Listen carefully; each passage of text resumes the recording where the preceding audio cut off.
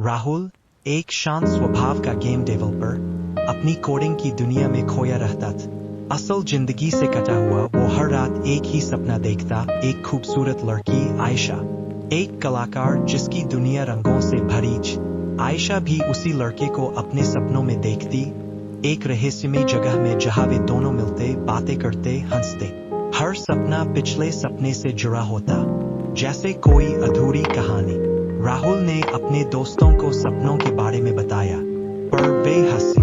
उसकी बहन ने उसे डॉक्टर के पास जाने की सलाह दी। आयशा के दोस्तों ने उसकी पेंटिंग्स में बार बार आने वाले अनजान चेहरे पर सवाल उठाए, पर आयशा खुद भी समझ नहीं पा रही थी। एक दिन आयशा एक पुराने शहर में घूमने गई। एक पुरानी गली में उसे एक अजीब सा एहसास हुआ, यह वही जगह थी जो उसने सपने में देखी थी। उसी शहर में एक कैफे में राहुल बैठा था। उसकी नजर एक लड़की पर पड़ी, आयशा।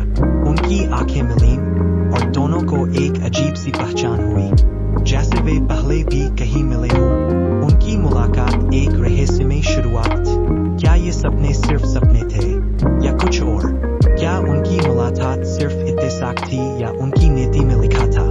आयशा की पेंटिंग्स में और राहुल के सपनों में दिखने वाला चेहरा एक ही था, पर क्या वो वास्तव में एक ही थे? दोनों ने एक दूसरे से बात की, अपनी अपनी कहानियां सुनी। उन्हें एहसास हुआ कि उनके सपने एक दूसरे से जुड़े हुए थे, एक ही कहानी के दो पहलू।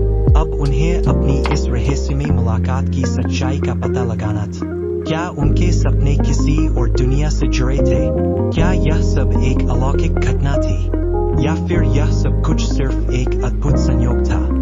यह सवाल उनके साथ हमेशा के लिए रह गए। लेकिन एक बात तय थी, उनकी जिंदगी अब पहले जैसी नहीं रही। उनके सपनों ने उन्हें एक दूसरे से जोड़ा था, एक ऐसी कहानी की शुरुआत की थी जो अब आगे बढ़ रही थी।